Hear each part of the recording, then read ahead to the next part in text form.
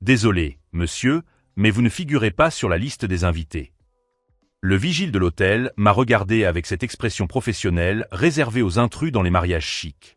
Je me tenais à l'entrée du grand hall de l'hôtel Grand Rose, vêtu de mon plus beau costume bleu marine, tenant à la main une enveloppe dorée contenant le chèque cadeau destiné à ma petite fille Sophie. C'était son mariage, celui de ma première petite fille, l'événement dont rêve tout grand-père. Il doit y avoir une erreur, ai-je dit en ajustant la cravate que j'avais choisie avec tant de soin. Je suis le grand-père de la mariée. C'est alors que mon fils David est apparu derrière le garde du corps, élégant dans un smoking que je lui avais moi-même payé le mois dernier. Son visage était tendu, presque irrité, comme si j'étais un problème gênant qu'il devait résoudre. « Papa » a-t-il dit, et la froideur de sa voix m'a frappé comme un coup de poing dans l'estomac. « Qu'est-ce que tu fais ici ?» Je m'appelle Will Thompson. J'ai 68 ans et je viens d'être traité comme un étranger indésirable par mon propre fils à l'entrée du mariage de ma petite fille. Qu'est-ce que je fais ici, David ? C'est le mariage de Sophie. Bien sûr que je suis là. Il a échangé un regard rapide avec le gardien, comme s'il avait affaire à un parent problématique qui s'était présenté sans prévenir. Papa, tu n'as pas été invité à cette cérémonie. Il y a eu un malentendu. Ces paroles ont résonné dans l'élégant hall de l'hôtel. Des personnes en tenue de soirée passaient devant nous pour entrer dans la salle où l'on entendait de la musique douce et des rires joyeux. 200 invités, 200 connaissances de la famille et du travail. Tous avaient été invités à la fête que j'avais financée. Oui, j'ai tout payé. Chaque centime des 45 000 $ de cette célébration est sorti de mon compte bancaire. La salle, le buffet gastronomique, les fleurs importées, même la robe de mariée de Sophie qui a coûté 4 000 $. David, ai-je dit en essayant de rester calme, il doit y avoir une erreur. J'ai financé cette fête. Ma belle-fille Caroline est apparue à ses côtés, éblouissante dans sa robe verte émeraude, avec ce sourire faux que j'ai appris à reconnaître au cours des 3 dernières années. Le même sourire qu'elle arborait lorsqu'elle me demandait de l'argent. « Oh, Will !» a-t-elle dit de sa voix douce et venimeuse. Quelle situation embarrassante. Il semble qu'il y ait eu une confusion avec les invitations. Une confusion. Comme s'il s'agissait d'une erreur administrative et non d'une humiliation calculée devant toute la famille. J'ai regardé à travers les portes vitrées du salon et j'ai vu ma sœur Hélène, qui avait conduit 5 heures pour être là. J'ai vu mon vieil associé Franck, que je considère pratiquement comme un frère. Ils étaient tous là, se demandant probablement où j'étais. Le pire, c'est que je pouvais voir Sophie au fond du salon, radieuse dans sa robe blanche, posant pour des photos avec son fiancé. Ma petite fille qui me rendait visite tous les dimanches, qui souriait quand je lui racontais des histoires de ma jeunesse, qui m'embrassait chaque fois qu'elle me voyait. « Papa » dit David en baissant la voix comme s'il faisait preuve de générosité, « tu ferais peut-être mieux de rentrer à la maison. Nous pourrons en discuter plus tard. » Rentrer à la maison comme un enfant envoyé dans sa chambre pour être puni. J'ai pris une profonde inspiration, sentant le poids de 68 ans de vie, de travail acharné, de sacrifices que j'avais fait pour cette famille. Le même fils que j'avais élevé, que j'avais soutenu pendant ses études, à qui j'avais offert sa première maison, me chassait de la fête que j'avais moi-même financée. « D'accord », ai-je finalement dit, d'une voix plus ferme que prévu. Si c'était une erreur, je m'excuse pour le dérangement. J'ai remis l'enveloppe contenant le chèque à Caroline, qui l'a accepté sans même remercier. Je me suis retourné et j'ai marché vers la sortie de l'hôtel, sentant les regards curieux des invités qui arrivaient. Mes chaussures en cuir résonnaient sur le sol en marbre, tandis que je traversais le luxueux hall d'entrée que j'avais aidé à payer. Le portier m'a proposé un taxi, mais j'ai refusé. J'avais besoin de temps pour réfléchir, pour digérer ce qui venait de se passer. Sur le chemin du parking, une chose m'est apparue clairement. David et Caroline avaient complètement sous-estimé qui j'étais vraiment. Ils me voyaient comme le grand-père bienveillant, le vieil homme qui signe des chèques sans poser de questions. Ce qu'ils ne savaient pas, c'est que Will Thompson n'avait pas bâti une entreprise de construction à partir de rien n'en étant passif. Si vous aimez cette histoire sur la façon dont l'arrogance peut être la plus grande erreur que quelqu'un puisse commettre dans la vie, n'oubliez pas de vous abonner à la chaîne pour voir comment cette situation a évolué d'une manière que personne n'avait prévue. Car tandis que David pensait avoir résolu le problème de papa, il venait de réveiller quelque chose qui était en sommeil depuis des années. Et une fois rentré chez lui, il passerait un coup de fil qui changerait tout à jamais. Mais il ne le découvrirait que le lundi matin, lorsqu'il essaierait d'accéder au compte de l'entreprise que je contrôlais toujours. Le trajet jusqu'à ma Mercedes dans le parking m'a donné le temps de digérer ce qui venait de se passer. 20 minutes plus tôt, j'étais impatient de voir ma petite fille recevoir les bénédictions du mariage. À présent, j'étais expulsé comme un mendiant essayant de s'introduire dans une fête huppée. David avait toujours été ambitieux, mais au cours des 3 dernières années, Depuis son mariage avec Caroline, il était devenu quelqu'un que je ne reconnaissais plus. La Caroline que j'avais connue au début était douce, attentionnée, toujours soucieuse de ma santé et de mes affaires. Mais dès qu'elle avait passé la bague au doigt, le masque était tombé. Elle avait commencé par des remarques subtiles. « Will, tu ne trouves pas que cette maison est trop grande pour une seule personne ? Tu devrais envisager de déménager dans quelque chose de plus petit, plus adapté à ton âge. » Ou encore, « David m'a dit que tu travaillais toujours. À 68 ans, tu ne devrais pas profiter de ta retraite ?» Ce qu'elle voulait vraiment dire, c'était « Quand vas-tu mourir pour que nous puissions tout hériter ?» David, qui m'appelait auparavant tous les dimanches pour prendre de mes nouvelles, ne m'appelait plus que lorsqu'il avait besoin d'argent. Et il en avait toujours besoin. L'entrée de la nouvelle maison, 35 000 $. La voiture de Caroline, 22 000 pour compléter le financement. La lune de miel à Hawaï, 12 000 parce que vous méritez de commencer votre mariage du bon pied, papa. Je disais toujours oui, je signais toujours les chèques, je transférais toujours l'argent sans poser de questions parce que je pensais investir dans le bonheur de ma famille. Quand Sophie est née, j'ai pensé que les choses s'amélioreraient. J'ai proposé de payer une nounou, d'aider à payer les frais d'hôpital, de créer un fonds universitaire pour elle. Caroline a tout accepté avec ce sourire que je savais désormais être faux, mais les visites à ma petite fille ont commencé à être contrôlées. « Will, tu ne peux pas venir sans prévenir. Caroline allait et a besoin d'intimité. »« Papa, dimanche, ça ne va pas. Nous dînons avec les parents de Caroline. Tu devrais t'appeler avant de venir. » Sophie dort, Will. Peut-être la semaine prochaine. Petit à petit, ils m'ont éloigné de ma propre famille, et moi, dans ma naïveté, je pensais être compréhensif. C'étaient des parents novices, ils avaient besoin d'espace. Caroline venait d'une famille structurée, elle avait ses traditions. Je devais respecter cela. Le mariage était une idée de Caroline. Une grande fête dans le meilleur hôtel de la ville. Sophie mérite une fête digne de la petite fille de Will Thompson, m'a-t-elle dit en me présentant le budget de 45 000 $. Tu es un homme important dans cette ville, Will. Tout le monde sera là. Ce sera un événement dont les gens parleront pendant des années. J'aurais dû prêter attention à ces paroles. Les gens en parleront pendant des années. Elle savait exactement ce qu'elle avait en tête. 2 semaines avant le mariage, Caroline est venue seule chez moi. Elle agissait de manière étrange, plus affectueuse que d'habitude. Elle avait apporté du café de la boulangerie française que j'aimais, m'avait interrogé sur mes investissements immobiliers, avait faim de s'intéresser à mes affaires. « Will, » m'a-t-elle dit après une demi-heure de conversation amicale, « j'ai besoin de te demander quelque chose. C'est à propos du mariage. » Elle a marqué une pause dramatique, comme si ce qu'elle allait dire était difficile. « Tu sais que je viens d'une famille catholique traditionnelle, n'est-ce pas ? Ma mère, en particulier, a des attentes très précises sur la façon dont ces cérémonies doivent être célébrées. J'aurais dû me méfier lorsqu'elle a commencé à parler de tradition familiale. Ma mère pense que les grands-pères paternels doivent jouer un rôle plus discret dans la cérémonie, a poursuivi Caroline. Elle a grandi à une époque où les grands-pères maternels avaient la priorité. C'est une question de culture, vous comprenez ? Je ne comprenais pas, mais j'ai acquiescé poliment. Nous avons donc pensé que vous pourriez peut-être arriver un peu plus tard, après la cérémonie religieuse, pour la fête. Ce serait plus approprié. Plus approprié. Comme si ma présence était inappropriée. Mais j'ai accepté parce que je voulais maintenir la paix, parce que je ne voulais pas créer de problème à David, parce que je pensais être un beau-père compréhensif. Ce que je ne savais pas, c'est que Caroline avait tout planifié depuis le début. La grande fête, l'hôtel cher, les 200 invités, tout payé avec mon argent, mais sans ma présence. Elle voulait impressionner sa famille et ses amis avec une fête luxueuse, mais elle ne voulait pas que le vieux gâche les photos ou mette mal à l'aise quelqu'un de mon âge. Alors que je rentrais chez moi, mon téléphone a sonné.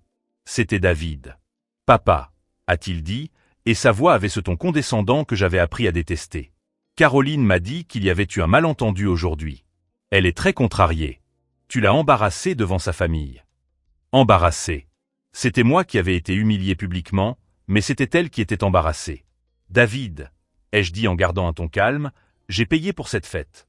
45 000 $. Et vous m'avez empêché d'entrer. Papa, tu exagères. C'était juste une confusion avec la liste des invités. Caroline était nerveuse à propos de tout ce qui concernait la fête. Tu sais comment sont les femmes quand elles organisent ce genre d'événement. Il rejetait la faute sur sa femme pour quelque chose qu'ils avaient clairement planifié ensemble. Écoute, continua David, que dirais-tu de déjeuner ensemble la semaine prochaine? Tu pourras donner les cadeaux à Sophie, prendre quelques photos. Ce sera plus intime, plus spécial. Plus intime, plus spécial. Loin des regards de toute personne importante.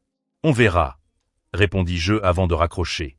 Une fois rentré chez moi, je m'assis dans mon fauteuil en cuir et regardai les photos posées sur la table basse.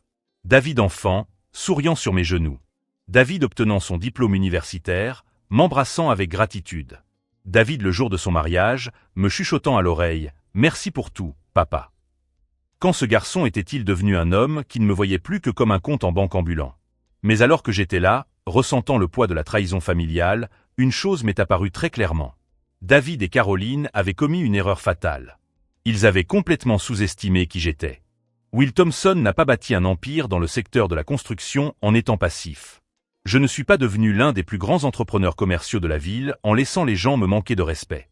Et ils étaient sur le point de découvrir que le vieil homme gentil qui signait des chèques sans poser de questions était mort dans ce parking d'hôtel.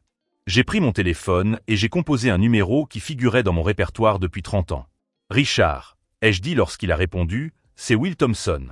Je dois organiser une réunion demain matin. Nous avons du travail à faire. » Richard Coleman était mon avocat depuis les années 90, l'homme qui avait structuré tous mes contrats de construction et mes fonds fiduciaires. Il était également le parrain de David. Ce que David ignorait, c'est que tous les cadeaux généreux que je lui avais faits au fil des ans n'étaient pas des cadeaux. C'étaient des prêts.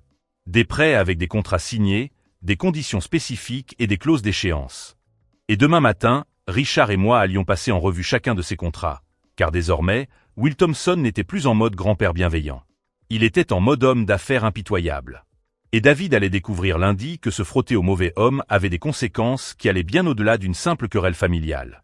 Lundi matin, j'étais assis dans la salle de réunion du bureau de Richard Coleman à 8h pile, la même salle où, 30 ans auparavant, nous avions signé mon premier contrat d'achat d'un terrain commercial.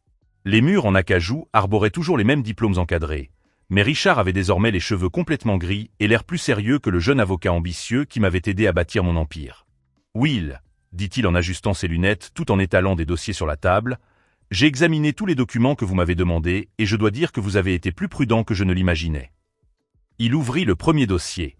À l'intérieur se trouvaient des copies de tous les contrats que j'avais signés avec David au cours des 5 dernières années.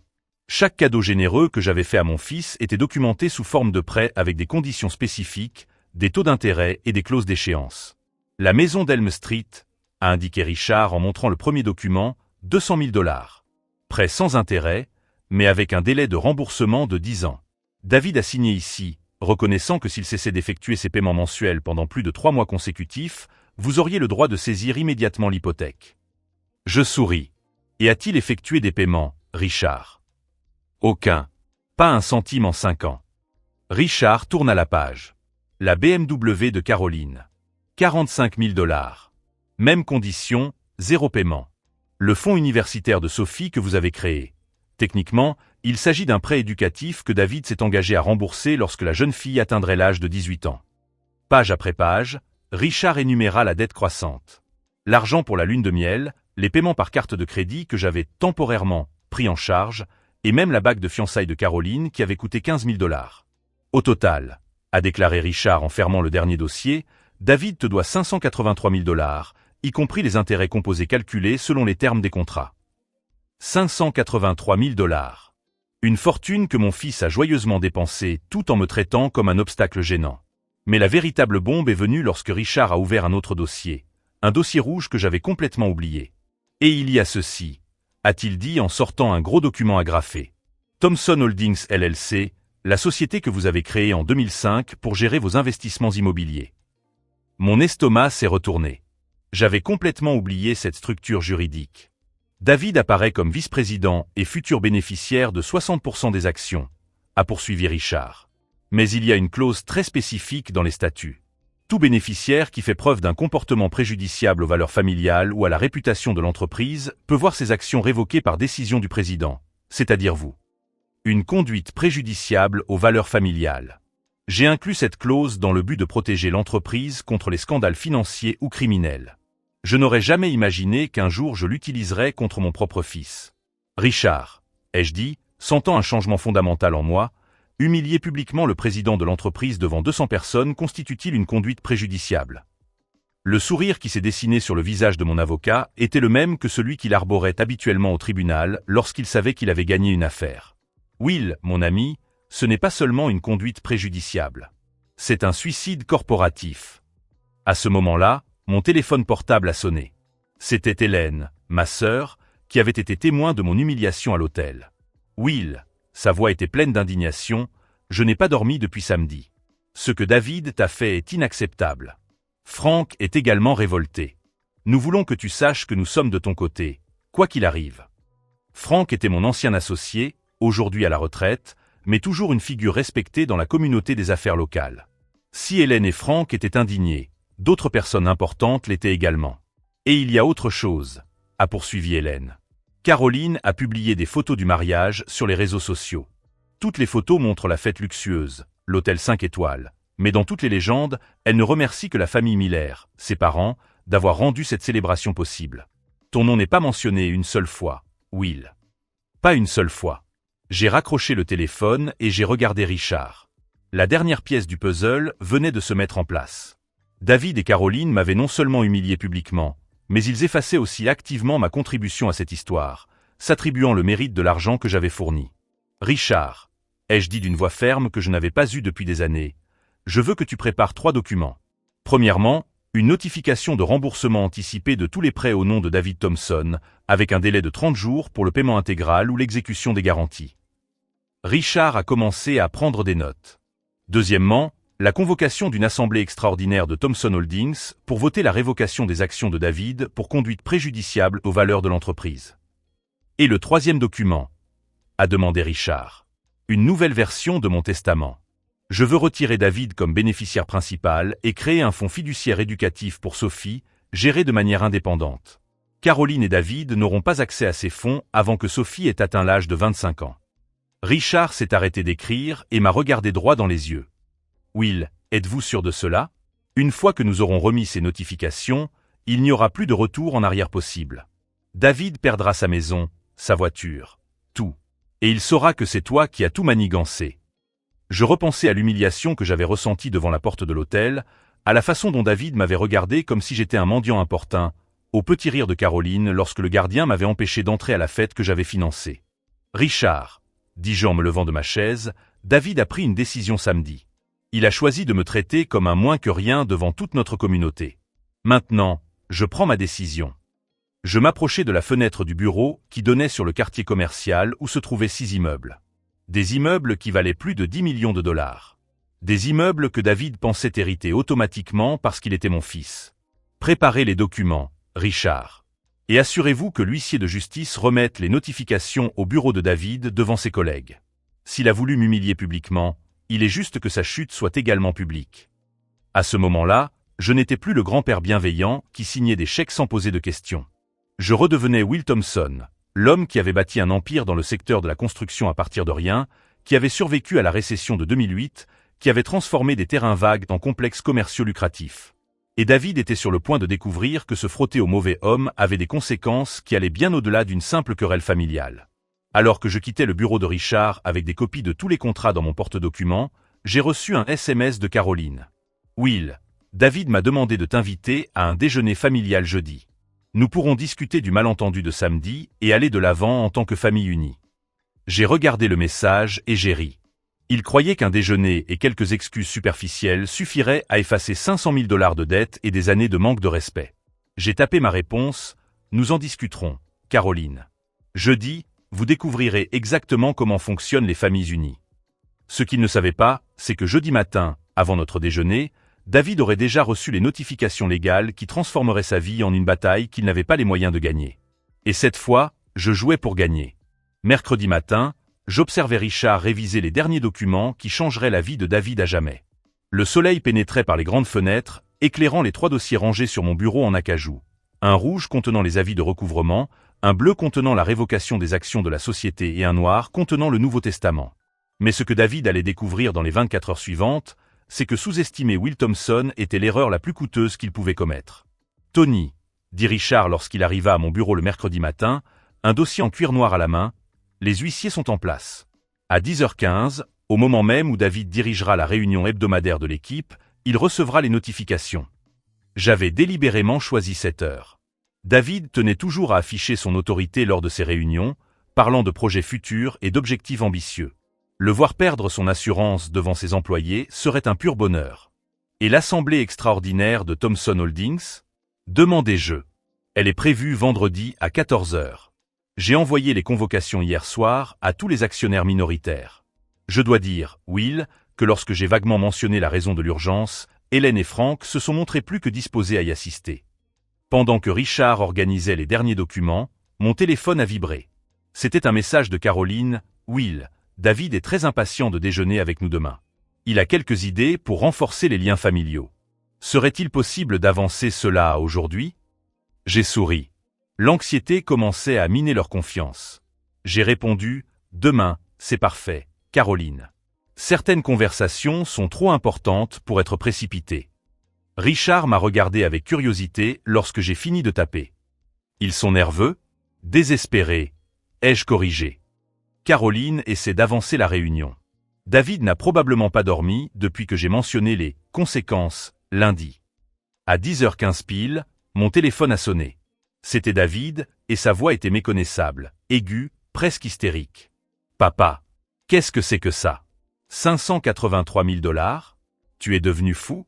Je suis ici avec toute mon équipe qui me regarde comme si j'étais un criminel. David, dis-je avec un calme qui le rendit encore plus désespéré, ce ne sont que des documents juridiques. Des contrats que tu as signés volontairement.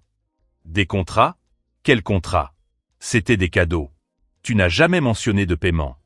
Lis la clause 7 de chaque document, David. C'est très clair. J'entendis le bruit de papier feuilleté frénétiquement, des voix chuchotant en arrière-plan, clairement ses employés essayant de comprendre ce qui se passait. C'est impossible à payer, finit-il par dire, la voix brisée. Tu sais que c'est impossible.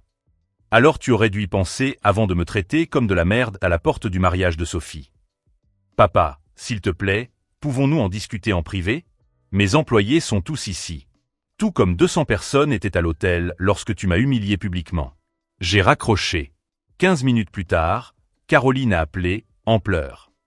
Will, David est dévasté.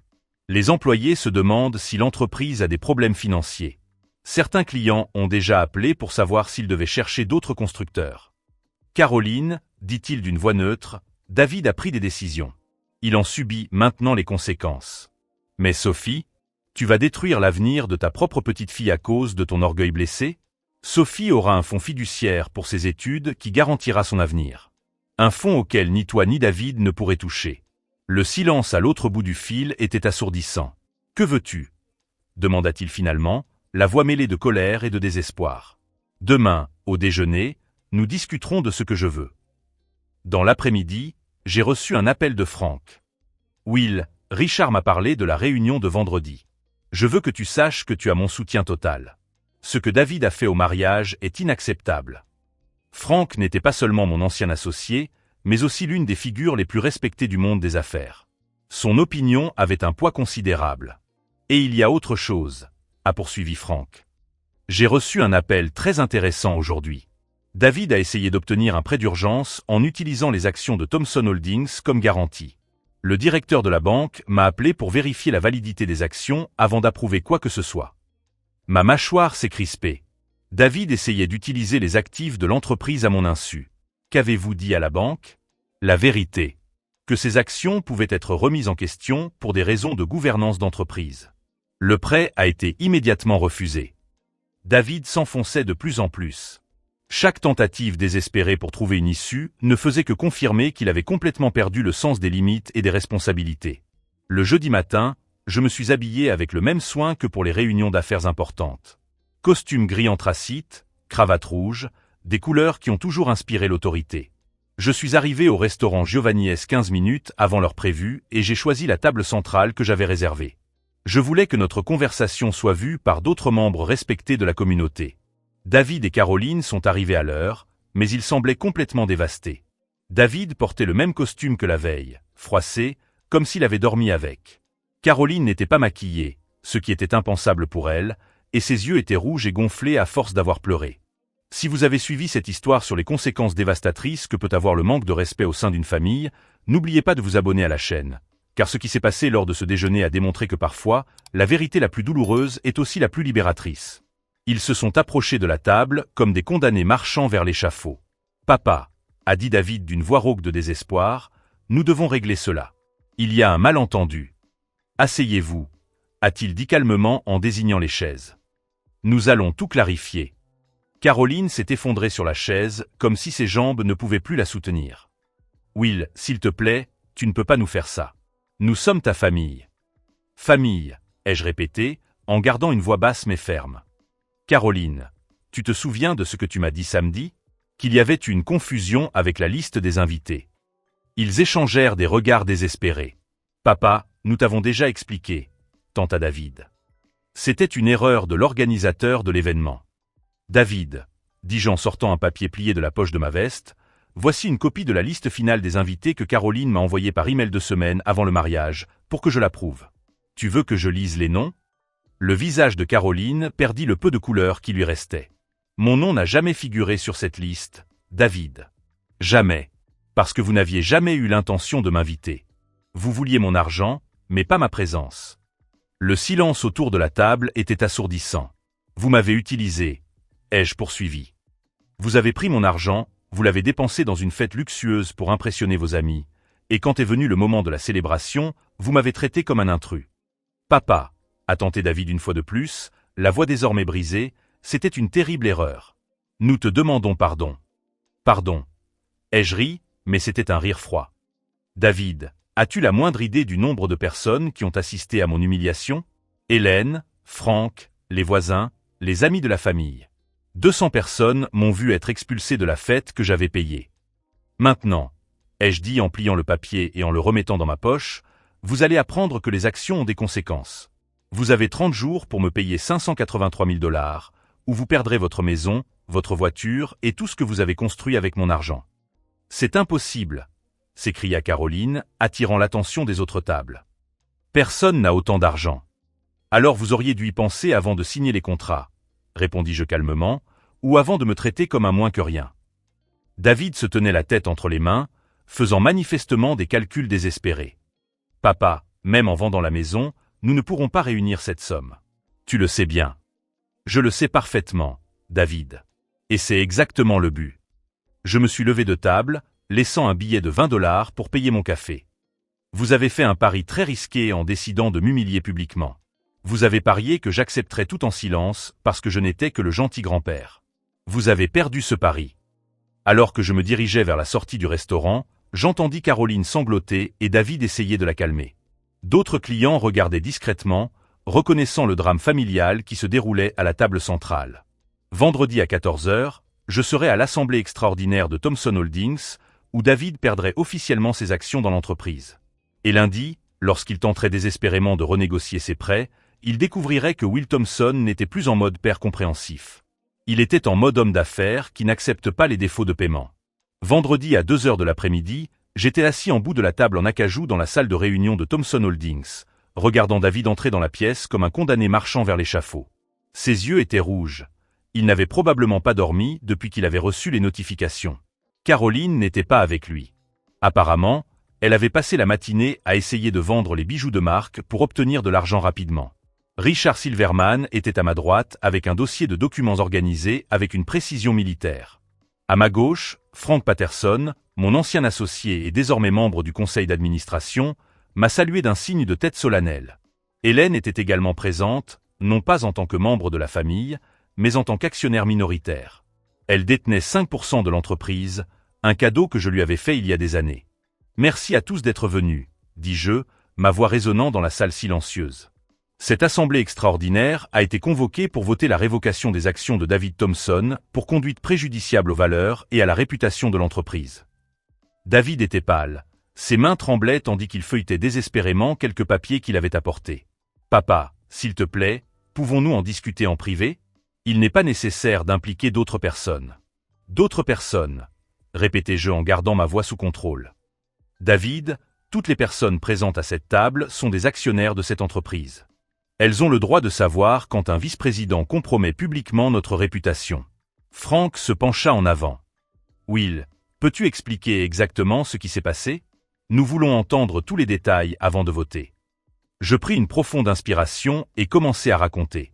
La fête à 45 000 $ que j'ai financée, l'humiliation devant la porte de l'hôtel devant 200 personnes, le traitement réservé à un mendiant indésirable, la tentative de Caroline d'effacer ma contribution financière des réseaux sociaux en ne donnant le crédit qu'à sa famille. Des moments comme celui-ci, ai-je dit en regardant David droit dans les yeux, révèlent le vrai caractère d'une personne. Et le caractère dont mon fils a fait preuve n'est pas compatible avec les valeurs que cette entreprise représente. David a finalement trouvé sa voie. C'était un malentendu, une terrible erreur. J'étais stressé par l'organisation de l'événement. Caroline était nerveuse. David, l'a interrompu Hélène d'une voix glaciale, j'étais là. J'ai tout vu. Ce n'était pas un malentendu. C'était de la cruauté délibérée. Et ce n'est pas tout, ajouta Richard en ouvrant son porte-documents. Nous avons découvert que David a utilisé le nom de Thomson Holdings pour obtenir un crédit personnel à au moins 3 reprises au cours des 6 derniers mois. Un crédit qu'il ne peut rembourser, compromettant potentiellement la réputation de crédit de l'entreprise. Le visage de David perdit tout le peu de couleur qui lui restait. J'allais régler ça. Les contrats sont en cours de renégociation. Avec quel argent, David ? Demandai-je. Tu me dois 583 000 $ en prêt non remboursés. Tu n'as pas de salaire fixe en dehors de ce que cette entreprise te verse. Et maintenant, nous avons découvert que tu as utilisé le nom de l'entreprise pour obtenir encore plus d'argent. C'est à ce moment-là que David a enfin compris toute l'étendue de la situation. Il n'était pas seulement en train de perdre les actions de l'entreprise, il était en train de perdre tout son avenir financier. « Papa », dit-il, et pour la première fois depuis le mariage, j'entendis quelque chose qui ressemblait à une humilité sincère dans sa voix. « Je sais que j'ai commis des erreurs, mais tu ne peux pas détruire ma vie à cause d'une mauvaise décision prise sur le moment. » Un moment, ricana Hélène. David, tu as passé 2 ans à traiter ton père comme ta banque personnelle, puis tu l'as humilié publiquement lorsqu'il est devenu gênant pour ton image sociale. Franck secoua la tête. Will m'a parlé des contrats de prêt. Près d'un demi-million en 5 ans sans un seul remboursement. Ce n'est pas être un fils, David. C'est du parasitisme. Je regardais David assimiler lentement la réalité de sa situation. Il avait complètement sous-estimé non seulement ma fortune, mais aussi mon réseau de contacts et mon influence dans le monde des affaires. Passons au vote, annonçai-je. Tous ceux qui sont en faveur de la révocation des actions de David Thomson pour conduite préjudiciable. Une à une, toutes les mains se sont levées. Richard, Franck, Hélène et même Jennifer Walsh, la comptable de l'entreprise, dont j'avais oublié qu'elle détenait des actions privilégiées. David était officiellement exclu de Thomson Holdings. Maintenant, ai-je dit en ouvrant mon propre dossier, discutons de la restructuration de la direction de l'entreprise et des nouveaux investissements que j'ai prévus pour le prochain trimestre. C'est alors que David a compris qu'il ne s'agissait pas seulement d'une punition, mais d'une transformation complète. L'entreprise continuerait à croître et à prospérer sans lui. « Papa, dit-il en se levant de sa chaise, que veux-tu que je fasse? Comment espères-tu que je rembourse un demi-million de $? Où vais-je travailler? Qui m'embauchera après que cela se soit ébruité? » Je l'ai regardé dans les yeux et pour la première fois depuis des années, j'ai vu quelque chose qui ressemblait à une humilité sincère mêlée à un désespoir réel. « David, ai-je dit d'une voix plus douce, mais toujours ferme, tu as pris tes décisions. Tu as choisi de me traiter comme une source d'argent plutôt que comme un père. Tu as choisi de m'humilier publiquement lorsque je suis devenu gênant. Tu vas maintenant apprendre à vivre avec les conséquences de ces décisions. » Il quitta la pièce en silence, ses pas résonnant dans le couloir. Lorsque la porte se referma, Richard se tourna vers moi. « Will, tu es sûr de toi? Un demi-million, c'est beaucoup d'argent. Il ne pourra jamais payer. »« Je le sais parfaitement, Richard, » répondis-je en regardant par la fenêtre la ville où j'avais bâti mon empire. « Mais David doit apprendre une leçon que l'argent seul ne peut enseigner. » Hélène me toucha la main. « Et s'il vient vraiment demander pardon? S'il reconnaît pleinement ce qu'il a fait? Alors nous discuterons, » répondis-je. Mais le pardon n'a de sens que lorsqu'il s'accompagne d'une réelle responsabilité, pas seulement de mots d'excuse lorsque les conséquences apparaissent. Cet après-midi-là, alors que je rentrais chez moi en voiture, mon téléphone n'arrêtait pas de sonner. Des messages de Caroline, des appels de David, et même un appel de Sophie elle-même, en larmes. Ils avaient utilisé cette jeune fille de 22 ans pour essayer de m'attendrir. Mais pour la première fois depuis des années, je ne me contentais pas de réagir aux problèmes créés par les autres. Je contrôlais activement le cours de ma propre vie et défendais ma dignité. David et Caroline ont découvert que sous-estimer Will Thomson était la plus grave erreur qu'ils auraient pu commettre. Et le lundi, alors qu'ils cherchaient désespérément une solution à leurs problèmes financiers, ils ont découvert que certains ponts, une fois brûlés, ne peuvent être reconstruits simplement avec des mots. La leçon finale ne faisait que commencer. 6 mois plus tard, j'étais assis dans mon nouveau bureau, une pièce plus petite mais élégante dans le centre-ville, quand Hélène m'a appelé pour me donner des nouvelles de David. Will, tu dois savoir. David travaille comme vendeur dans un concessionnaire de voitures d'occasion. Caroline a trouvé un emploi de réceptionniste dans une clinique vétérinaire. La voix de ma sœur mêlait satisfaction et une pointe de pitié. Ils avaient tout perdu. La maison d'Elm Street avait été vendue pour rembourser une partie de la dette. La BMW avait été rendue à la banque. Ils vivaient désormais dans un petit appartement de 2 chambres, partageant l'espace avec Sophie, dans une vie complètement différente de celle qu'ils connaissaient auparavant. Mais le changement le plus profond s'était produit en moi. À 68 ans, j'avais redécouvert qui j'étais vraiment. J'ai vendu la moitié de mes propriétés commerciales et investi dans une fondation éducative à la mémoire de ma défunte épouse, Martha. L'argent qui servait auparavant à financer le mode de vie parasitaire de mon fils servait désormais à financer des bourses pour de jeunes entrepreneurs. Mardi dernier, quelque chose d'inattendu s'est produit. David s'est présenté seul à mon bureau, vêtu d'un costume simple qu'il avait manifestement acheté dans un grand magasin. Ses mains calleuses, marquées par le travail manuel chez le concessionnaire, prouvaient qu'il avait enfin compris la valeur du travail honnête. « Papa », a-t-il dit, et pour la première fois depuis des années, j'ai entendu une humilité sincère dans sa voix. « Je ne suis pas venu te demander de l'argent ou de la clémence. Je suis venu te demander pardon. » Il m'a fallu 6 mois de travail 12 heures par jour pour comprendre à quel point je m'étais éloigné de l'homme que tu as essayé de former. Il m'a tendu une enveloppe. À l'intérieur se trouvait un chèque de $500. Son premier remboursement volontaire de la dette. Il me faudra le reste de ma vie pour rembourser ma dette, a-t-il poursuivi. Mais je veux que tu saches que j'ai appris la leçon, non pas sur l'argent, mais sur la dignité. Caroline avait également changé. Selon Hélène, elle avait cessé de publier des messages extravagants sur les réseaux sociaux et partageait désormais des moments simples avec Sophie dans le parc public. La femme qui refusait auparavant d'être vue ailleurs que dans des endroits luxueux travaillait désormais 8 heures par jour à s'occuper d'animaux abandonnés. Plus important encore, Sophie, désormais âgée de 22 ans, m'appelait à nouveau grand-père Will. David avait cessé de m'éloigner d'elle, reconnaissant que j'étais la seule stabilité financière et émotionnelle constante dans la vie de la jeune fille. Au final, la leçon n'était pas une question de vengeance ou de pouvoir. Elle portait sur le fait que la dignité n'a pas de prix et que les personnes qui vous traitent comme un objet jetable le font uniquement parce qu'elles n'ont jamais affronté les conséquences réelles de leurs actes. David et Caroline ont appris à leurs dépens que respecter sa famille n'est pas facultatif, mais essentiel. Ils ont découvert qu'humilier quelqu'un publiquement peut entraîner la perte de tout ce à quoi ils tiennent le plus. Quant à moi, à 68 ans, j'ai appris qu'il n'est jamais trop tard pour retrouver son estime de soi et redéfinir ses relations sur la base du respect mutuel, et non de la convenance économique. Si cette histoire sur la manière d'établir des limites familiales saines vous a touché, n'oubliez pas de vous abonner à la chaîne pour découvrir d'autres histoires sur la manière dont la dignité triomphe toujours à la fin. Aujourd'hui, quand je vois Sophie jouer dans mon bureau pendant que David termine son service chez le concessionnaire, je vois une famille reconstruite sur des bases solides, non pas sur l'argent facile, mais sur le travail honnête, le respect sincère et l'amour qui ne dépend pas des relevés bancaires. Et c'est un héritage qui vaut vraiment la peine d'être laissé.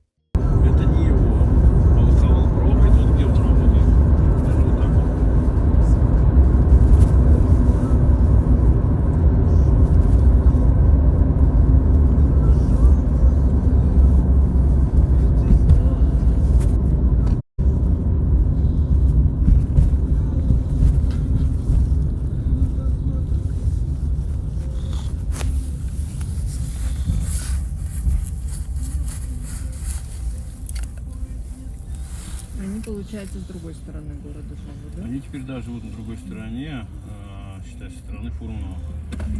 Фурунов-то ехать 30 минут. Ну, 40 максимум.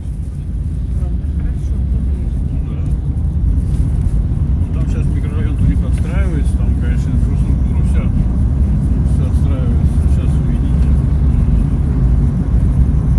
То есть там район, как таковой, вообще-то он не маленький. Изначально он маленький был, я давно его помню, там куда ездил, там по рабочим. А сейчас там довольно такое серьезное расстроение. Сейчас, когда мы в Краснодар объезжали, там мы ехали, там что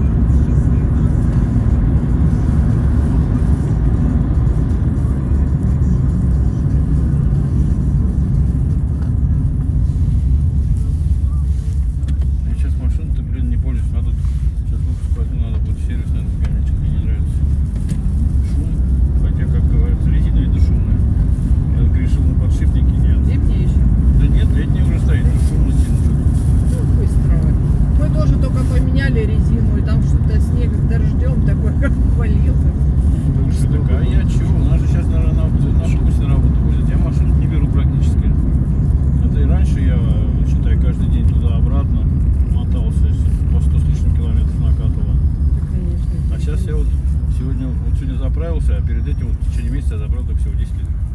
Всего. Сейчас возит автобус, как хорошо сел. Глазки закрыл, телепортировался уже в Иваново. Да, бензин дорого выходит туда-сюда. Я вон по станице езжу, да и то у меня рублей 150 выходит. Вот на работу съездить на бензин.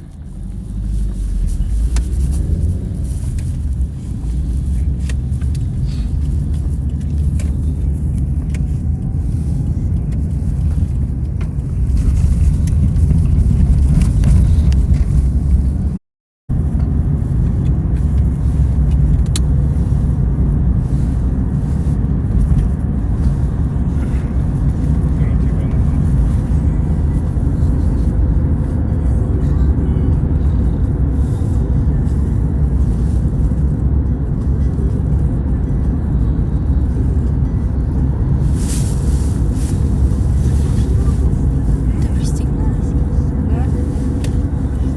Переживаешь за меня?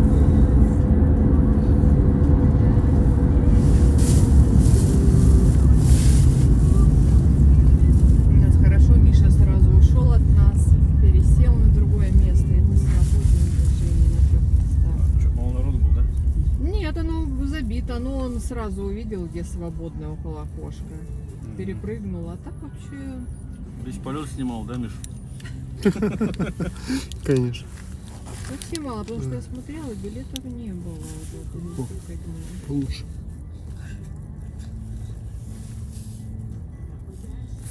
Смотрела обратно, было 11 с чем-то, было недорого, взяла на поезд. Потом смотрю 6.